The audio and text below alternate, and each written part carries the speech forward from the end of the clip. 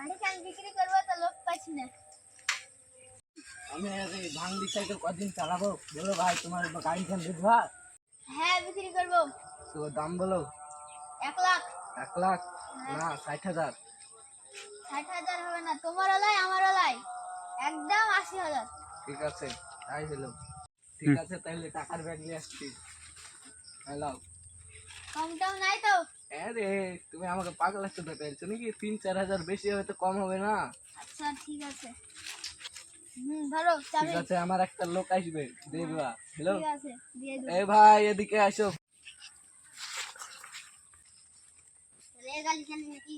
হ্যাঁ কত লিবা? 1.5 লাখ।